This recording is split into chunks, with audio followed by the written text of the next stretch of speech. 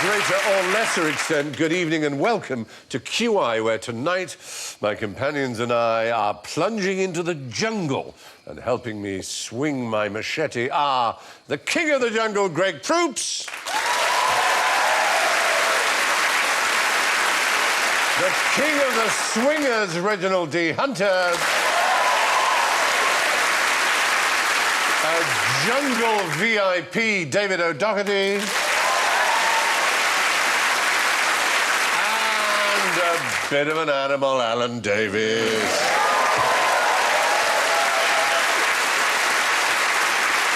Well, before we begin, we ought to hear your beastly buzzers. Reginald goes... David goes. Greg goes. And Alan goes. All creatures in the jungle have equal value. So, first question, where will the lion sleep tonight? No. Is this going to be a trip where they don't sleep in the night? Where they don't sleep in the jungle? You're right. Man, I am nailing this game. Because, of course, there is a famous song in the jungle, the lion sleeps tonight. A Wimberway. By Tight Fit. But by all kinds of people, actually. Mainly Tight Fit. But what you managed to avoid was falling into the trap that lions sleep in the jungle, because where do lions live? Office buildings. I was going to say Luton. I don't know why. Oh, don't they live in, like, the veldt or something like that? Or... The savannah. It's dry. It's certainly not jungle. You wouldn't get a lion there. And also, quite rightly, one of you said they don't sleep at night. Actually, they do sleep a bit at night, but most of their waking hours are at night. They sleep a hell of a lot, because they're cats. And what do cats do? Sleep in the jungle or forest. They do a lot of sleeping. That's what I was going to say. Yeah. They basically let big animals spend 23 hours a day eating grass, and then they kill them and eat them and get all that nutrient that lasts them for a week. So instead of eating vegetables, you eat something that does eat vegetables. Exactly right. That's true. I feel better about my diet now. Yeah, about that. But the song, The Lion Sleeps Tonight, was the most popular song ever to come out of Africa. It was written by a man called Solomon Linda. He and the Evening Birds, as the band were called, recorded a song called Mbube, which is the Zulu word for lion. And they chanted, Mbube uyu mbumbe, lion, you're a lion. And he was paid the princely sum of £1. No more than that. In 1949, Pete Seeger gave it to the Weavers. They made a huge hit out of it. And then it just carried on being a hit, and all kinds of people liked Tight Fit. Tight Fit. But, more importantly, perhaps... Well, better than Loose Fit for a band, I suppose. Disney, in 1994, incorporated it into... The Lion King. In The Lion King. Now, it's estimated that if Solomon I'll get Linda... Points. I'll get points for that. Will you? Yeah. For knowing The Lion King? Yeah. If Solomon Linda had been paid standard composer royalties, he would have earned, just from the Broadway version... £2. Just from the Broadway version alone... £3. $5 million. Ah! Just in 5 years. That's just 5 years ago. I got a question now. Yeah. The pound that he earned, who paid him that? Was it somebody British? No, someone South African, I fear. So what were them people doing with y'all money? It's a good and fair question. It's not the first time that musicians, artists, composers have been exploited, but it is a pretty extreme example of it. Just from the song being used in The Lion King, the musical on Broadway, yes, just he'd have made $5 million. Yes, that shows you how much Elton John makes. That's what I was going to say. Yeah. Elton John and Tim Rice is always grinning. Yeah, exactly. There's a lot of money in musicals. It is staggering, isn't it? But fortunately, there was some good that came out of it, because a South African journalist called Rian Milan brought the case to international notice, and Solomon Linda's family sued and came to a settlement. So the heirs of Solomon Linda have at least benefited from it, which is a good story. That's good. That's Isn't good. it? Nice to see that, you know, natives wasn't exploited again. That's a good story there. If I And was, yet- I would tell that And story yet we too. opened by saying that the whole thing was predicated on a black lie. Yeah. In Lions the jungle, do not the sleep mighty in the jungle. The lion sleeps tonight. Doesn't sleep at night, doesn't sleep in the jungle. It's lucky to get £1 for it, if you ask me. Anyway, so that's it. Now, what would be the best way for Tarzan to get around the jungle? Well, Without a family, I would guess. Without being tied down. is that Johnny Weissmuller? That's Johnny Weissmuller, who made his German name as a Olympic Olympic swimmer. That's right. And that Marina Sullivan, then? Yeah, it's Maurice Sullivan. Was the boy just called Boy? Boy, Yes, yeah. he was. The boy was called Boy, and the chimpanzee was called Cheetah. Cheetah, yes. He gets around by swimming and swinging on... What does he swing on, Greg? Vines.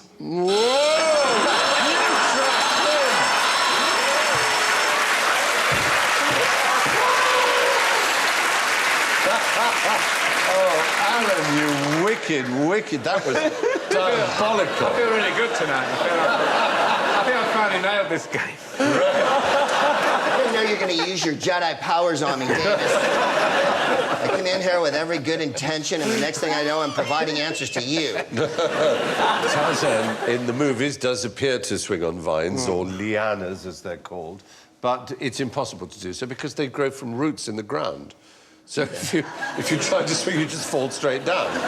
You might get some that are twisted into the branches, but no animal or ape conveys themselves. What about by when you see, swinging on vines. gibbons and whatnot flinging through the jungle? Ah, no, that's a very different kind of action, which is recreation.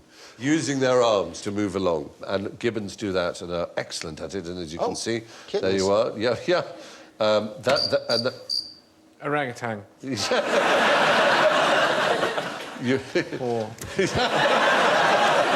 You're in a competitive mood.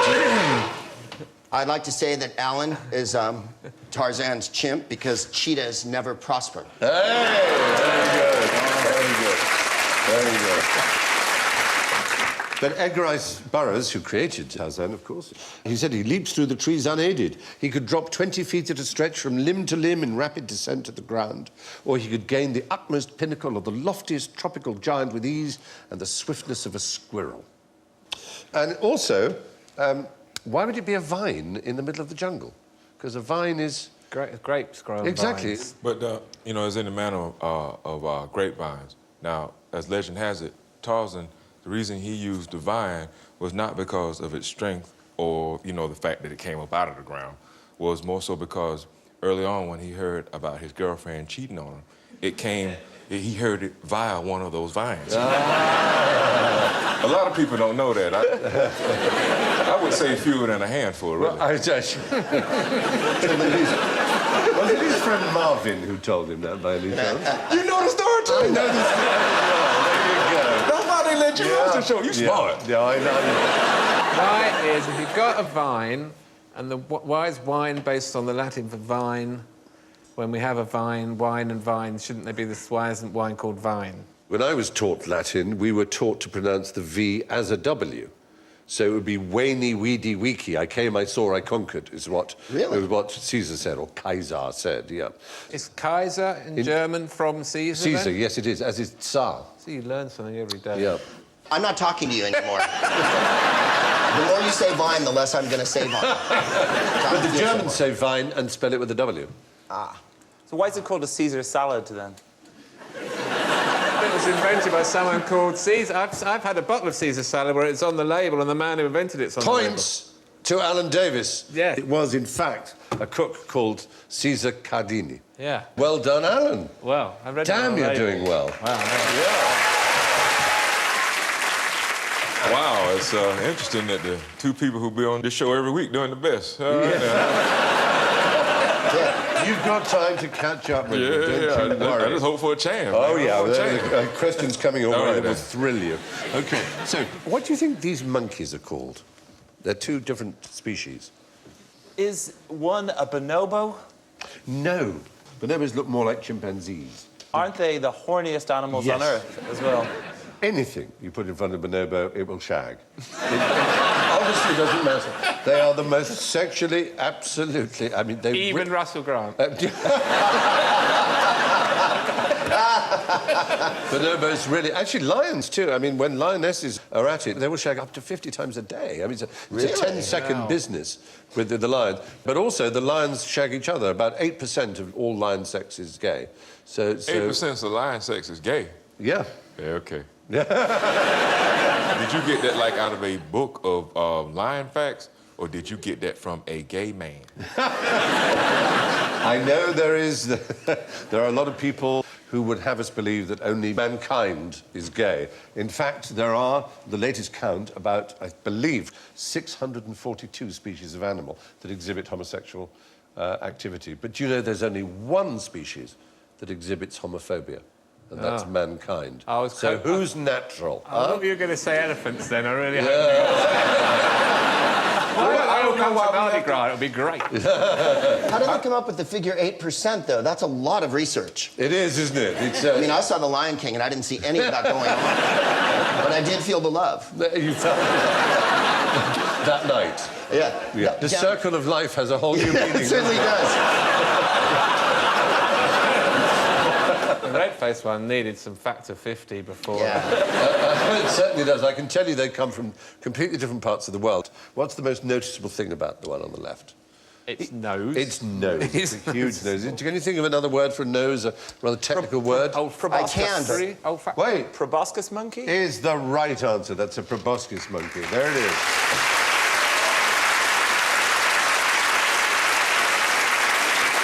The males have the longest noses, often going below their chin, they're so long, and the females find that very, very attractive. There we are. Now, it's an unusual look, I grant you. It's a flaccid penis, that's what that is. A human could not get its hair like that without a hairbrush or a comb. A lot of product. I mean, that's remarkable, isn't it? It is very impressive. It's a very 1950s kind of a vibe. It is. It's quite rockabilly, isn't it? Yeah. Well, they're charming animals, and they live mostly in Indonesia and Southeast Asia. But what about the red-faced one? Where might that come from? That one's called a cabeza rojo. That would be in Spanish, which not a lot of people know here. Why would it have a Spanish name? Because it's from South America. It's the right answer. But in fact, the first one, the proboscis monkey... Coming up on a point, Alan. The first one, the proboscis monkey, is called orang balanda. Now, orang means man, and orangutan is man of the jungle. But this is basically, the big-nosed one is their word for Dutchmen, who were their colonists. And they thought those monkeys looked like the colonial masters. And so they call them Dutchmen, basically. And this one is even sadder. So rude. Yeah, I know. This one is the Wakari monkey, which is South American, comes from the Peruvian Amazon, and is very red-faced and is known by the locals, unfortunately, as English monkeys, because they look like tourists from England. Slightly bald and red-faced. If you give them a towel, will they fight Germans for space near the pool? Are you people all that hairy when you take your shirts off? Oh, definitely, absolutely. It's a sweet, charming, very human face, isn't it? Yeah, but in a perpetual state of embarrassment. Yes. Well, I thought at first it just was its bum. yeah. And yet it weirdly had a bum that looked a bit like a face. But anyway, that's the Wakari monkey. Rather beautiful creature in its own way. Unfortunately, when they get to zoos, they're very lethargic and unhappy. But they're very active and very sociable in the wild. I get quite lethargic in zoos. Yeah, I know. A robin redbreast in a cage puts all heaven in a rage, as William Blake said. Also, Anyway, the ice cream is very expensive in zoos, so that's another depressing aspect. there's that too. Anyway, why don't ginger ants use soap? Because they like to feel it when they get together. Well, getting together is what it's all about. Ginger ants, also known as fire ants, live in the jungle. In jungles, sometimes you can get huge downpours that will suddenly cause gigantic rivers to appear where none were before. And what's to stop the ants drowning? What's their strategy to keep themselves afloat? Find a bar of soap. No, the soap is the bad thing. They don't want that. They don't want the soap. Let's say no to soap. No soap there. All right, then. Well, I'd assume they'd climb a tree. If they could, they would, and we're going to see them climb a tree, but first they have to cross the water if they're suddenly deluged. Do they sail on little rafts? They make a raft of themselves. No. They cling together, all their little bits, like this, and they make a raft like that. Even carrying their eggs and their precious cargo. That's the fish underneath having a nibble at them, but they are... and then they're getting towards a tree, and they're going to try and climb that tree, because then they'll be safe.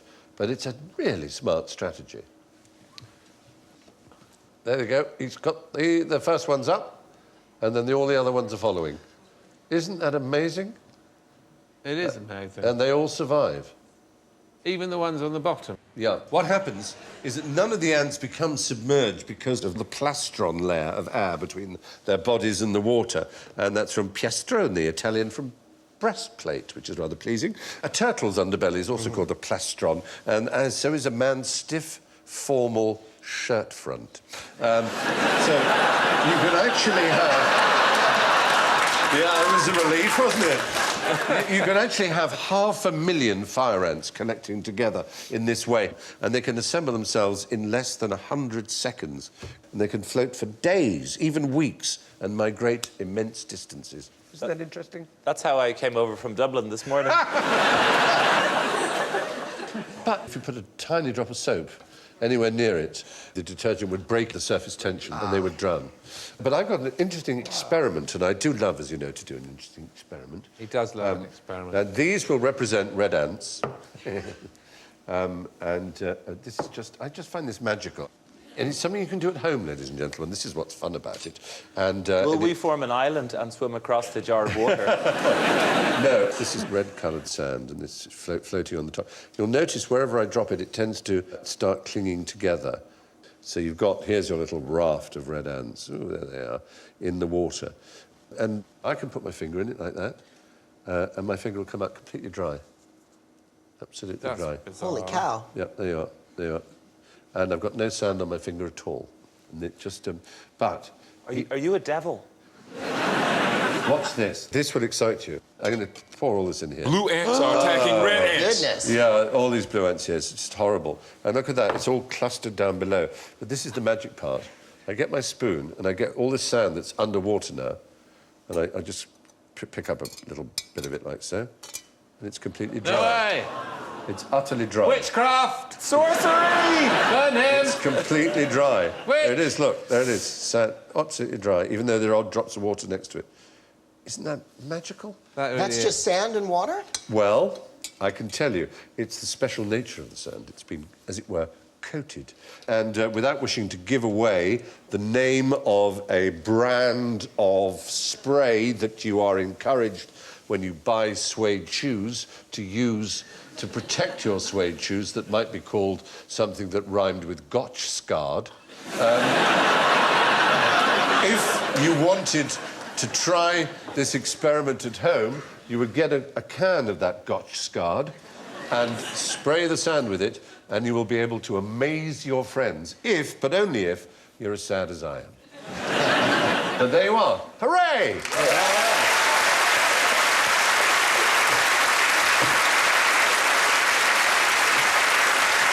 The fun you can have with things. It is. It's nice. It's good. Very fun. Exactly. Well, anyway, what goes at 40 miles an hour and smells of curry? Yay. Usain Bolty.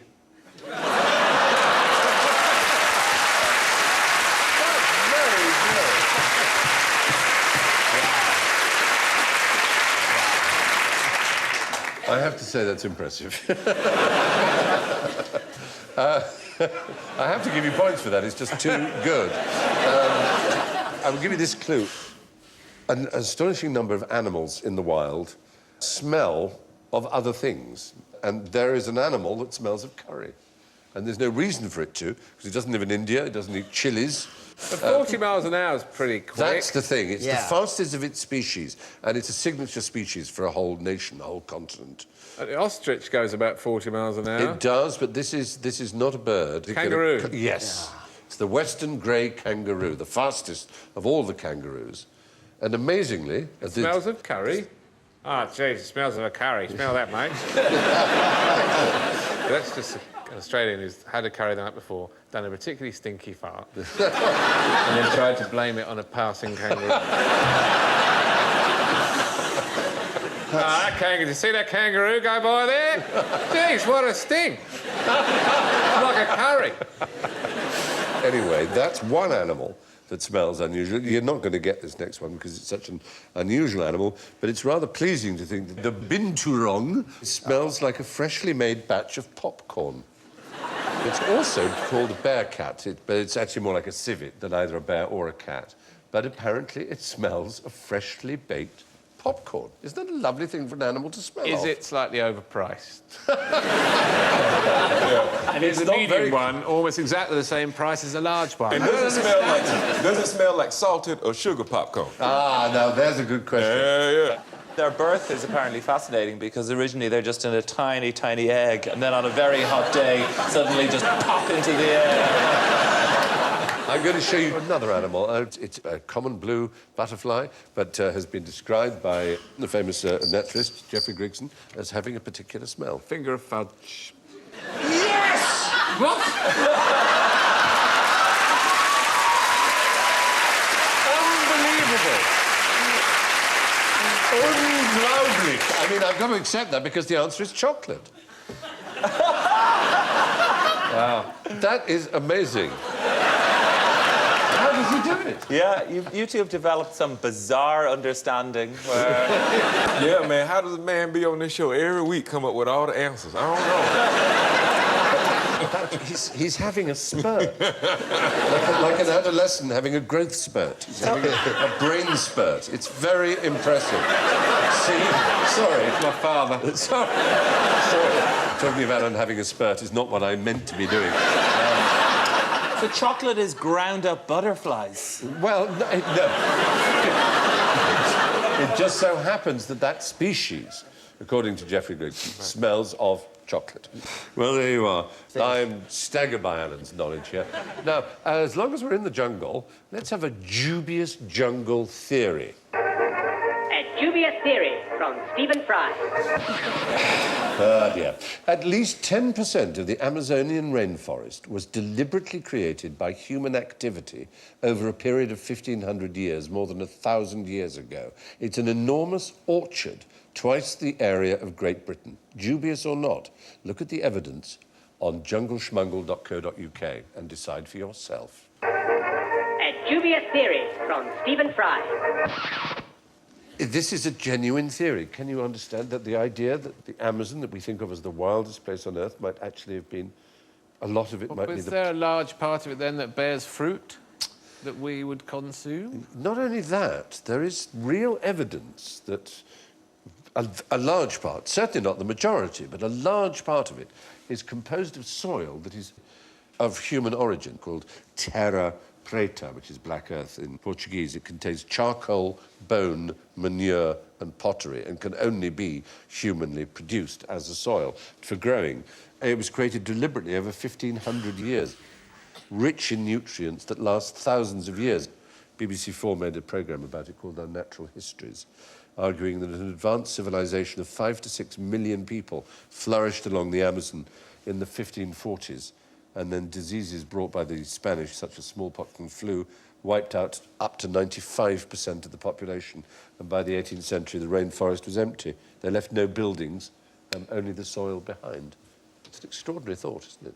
And they left amazon.co.uk. They did give us that, thank goodness. They say in North America as well, they always lowball the amount of Indians who were there. Yeah. But the point is, after the Spanish came the first time, because they traveled with their pigs, they had every manner of pig-borne disease. And when they came back 100 years later, they had wiped, everyone was dead. Yes. There was maybe a quarter of the population that there had been. So I don't think it's strange at all that that would have happened. And because they didn't leave buildings, we don't, give them any credit.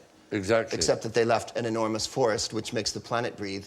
I know, and indeed developed a type of soil that is still amongst the most fertile and useful sort of soil there is on Earth. It is remarkable. Not amusing, but true. Rather like my bottom.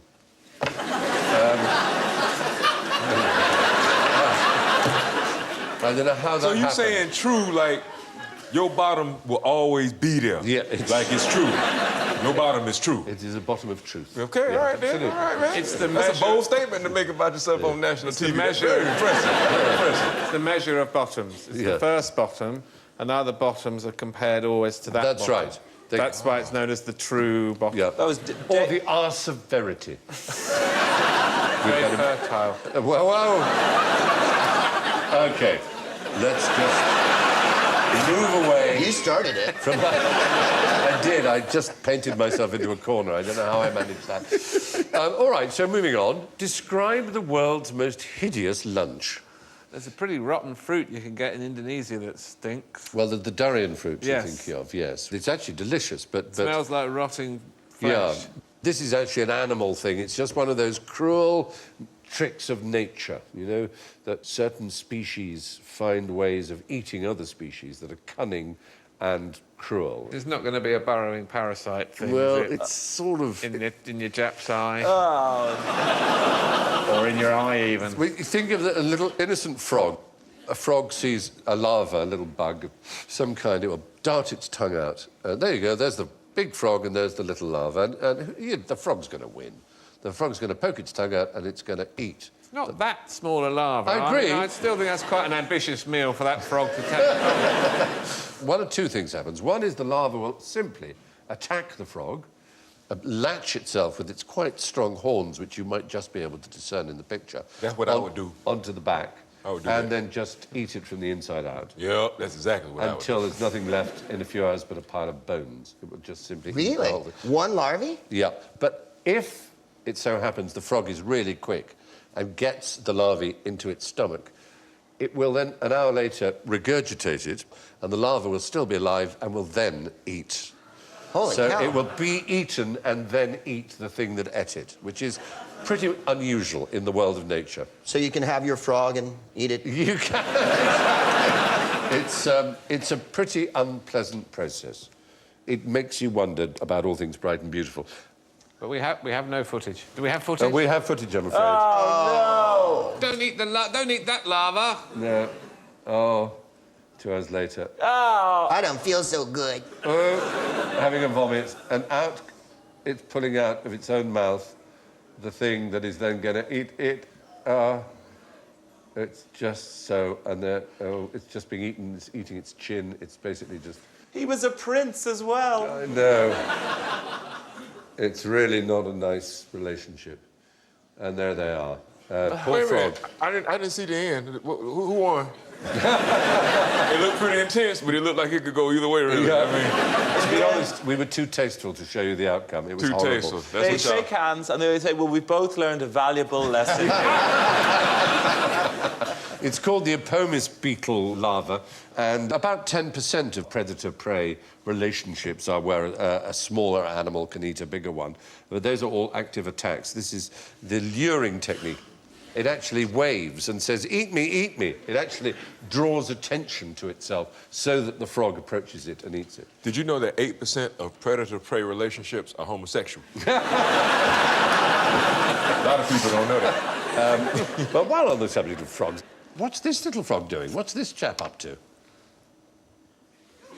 Wow. It's practicing first position? What's going on in the background? He's trying to build up his nerve and to jump into that gushing stream. No, He's but just going, I can do this. He's facing the other I way. can do this. Is he fishing? Is he catching things No. in his web? I was thinking maybe there was a plane load of frogs trying to land.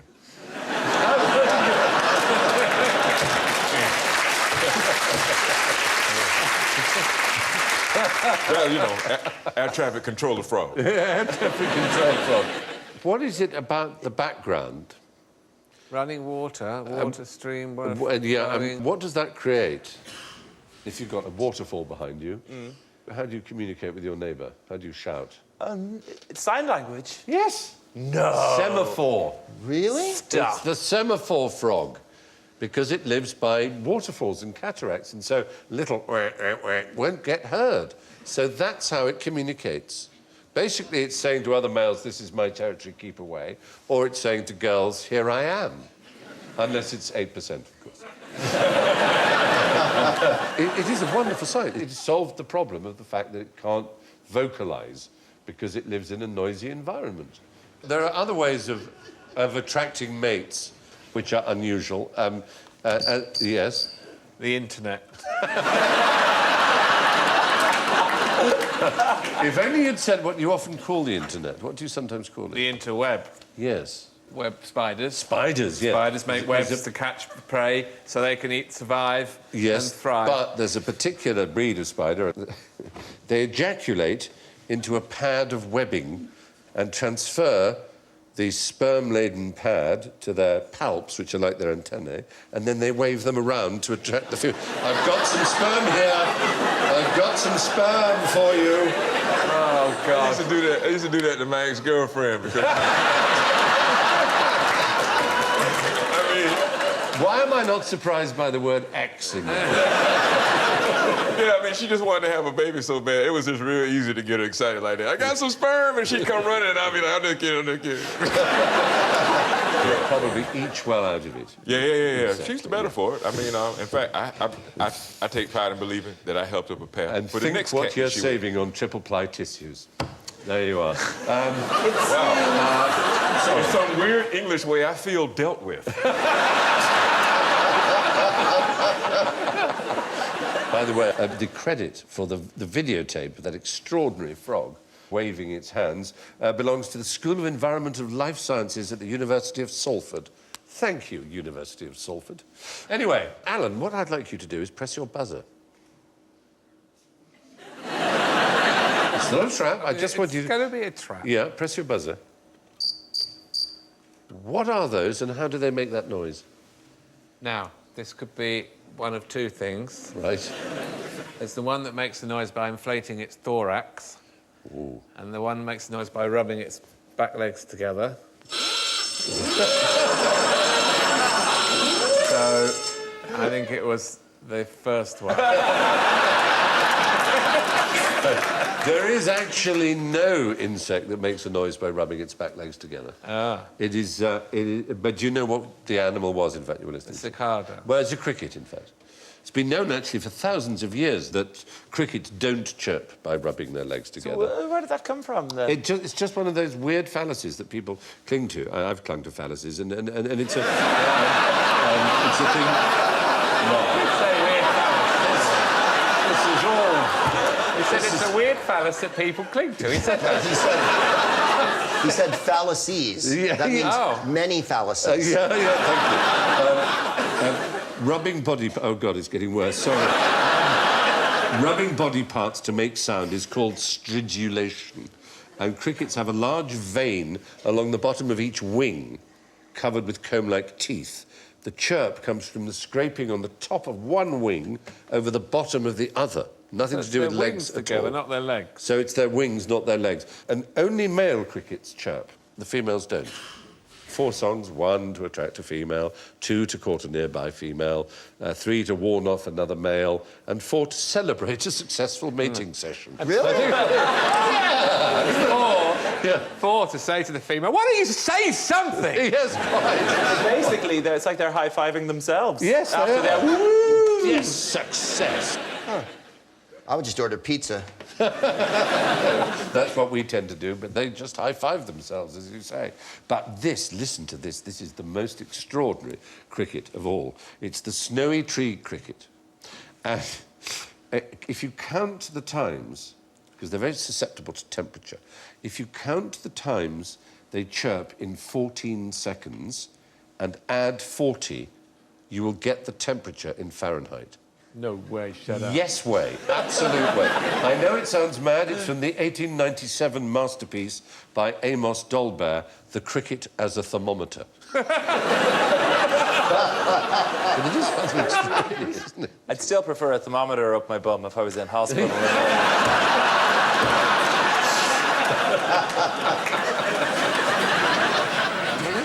Amazing, isn't it?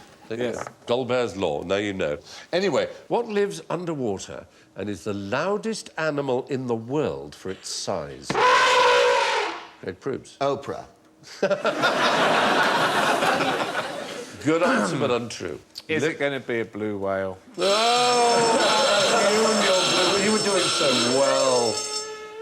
No, it's the largest in relation to its size. The noise it makes is quite astounding. When I tell you that its size is 2 millimetres, and it creates a sound of over 99 decibels, which is like a freight train passing by.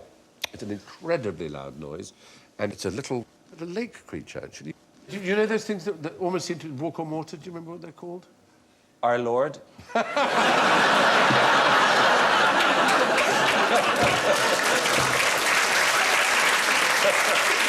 You could call this the Jesus insect if you wanted. It's a water boatman. The water boatman is a beautiful little creature, and it uses the surface tension of the water, there you see, to walk along the water. That's a pond skater, of course. So unlike a blue whale in almost every respect. The noise it gives out is like a passing freight train. We have a theory how they produce it, and we'd like you to try out our theory. They use their penises against their tummies. Peni. Peni, if you like, penises, if you wanted to speak in English. But by all means, peni, if you like. They rub their penises on their tummy and somehow create a noise of 99.2 decibels. But that's just a theory, though, right? Yep. Because I put my penis against my belly, it don't make no noise. If you really whack it, though, if you... Steady. It depends on if I have to get up in a hurry. Like if I got an hour. And imagine that it's a penis, all right? You pass that to Greg. You know, imagining is not helping, but all right. Obviously, there's yours, Alan. No.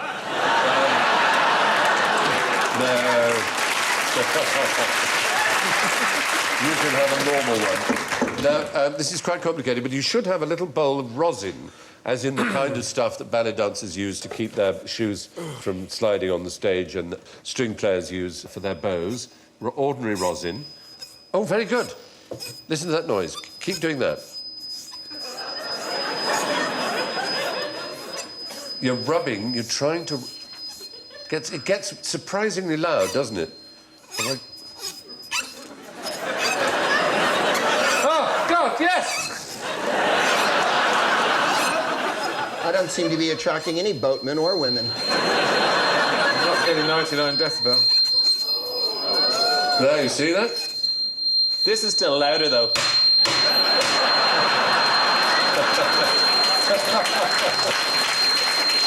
Is that yours? But isn't that surprising? Wow.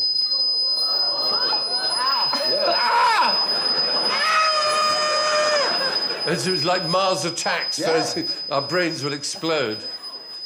Solo. Alan's very good at it, isn't he? Have you given him a wand? Is that a wand?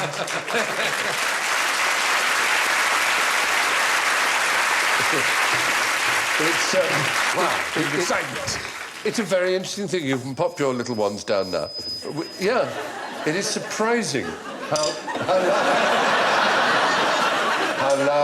loud it can be. No females have approached Stephen. Especially if you do it under the table, then no one knows. Miss Allen's doing it again. You're very good at it, Alan. You have a natural talent at last. And he's doing that with his penis. He put the rod down hours ago. It actually is 99 decibels. About 90% of it is lost underwater, but you can still hear it above the water because it's so loud. How loud is a blue whale? Come on. Oh, it's loud. The blue whale is capable of 188 decibels. Ah! Which is a lot more, but Way it's... more! But in And its terms cock is enormous! Yes. But we were talking about proportionality. If it was able to rub its cock on its belly, it would be deafening! They can't, you see. That's why nature provides, because their flippers are that's too... right, because if they could get access to their enormous penis, they would deafen the oceans.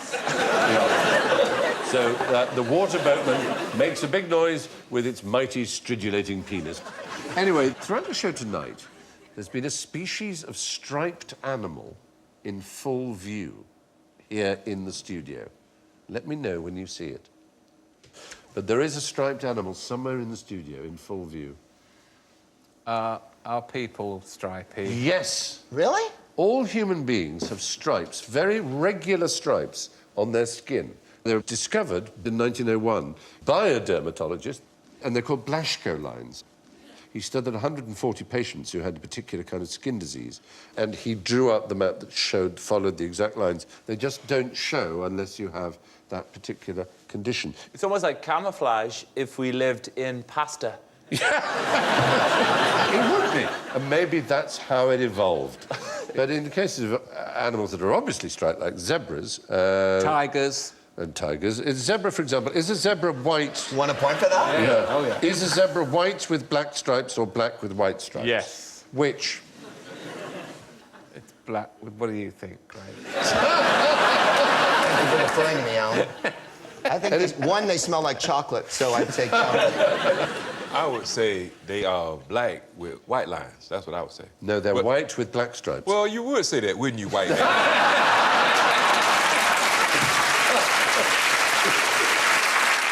But they have black noses. They do have black noses. That's ridiculous. I That's know. the stupidest thing I've ever heard. I'm not playing anymore. I'm furious. It was discovered in... Now, we don't throw our toys out of the pram. Humans are not only striped, incidentally, we're also bioluminescent. We give off light. And this, again, was a recent discovery, a Japanese discovery. In 2009, they photographed the faint glow of human bioluminescence for the first time. It's 1,000 times weaker than our eyes can detect, unfortunately. But it is there. We do give off a small amount of light. It's a shame he's got his pants on, because I'd like to see how luminous he Then you must get yourself a job in one of those body scanning units at Heathrow. And you'll have the most amusing time. I got put in one of those. Looking at people's willies as they walk through. The green bit is a mystery. I don't know whether that is the photograph and that the sensitivity of the camera is such that... That's biohulkinescence. That's the credible Hulk, who was slightly different. I like the credible Hulk. Yeah. He's a Hulk, but I believe it. He's vaguely orange. Yeah, he goes a little bit green and slightly peeved. Yeah. I would watch the Incredible Hulk. But anyway, there you are. So it's time for the final scores. I'm sorry to say that in last place with -10 is Alan Davis.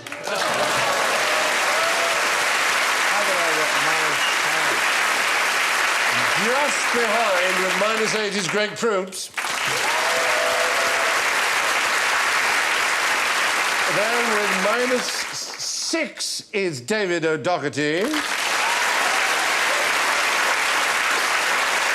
With 1 plus point, Reginald D. Hunter. Well done.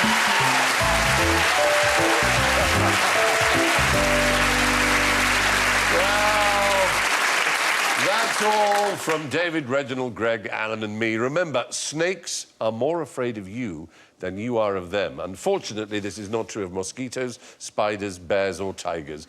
But don't have nightmares. Good night.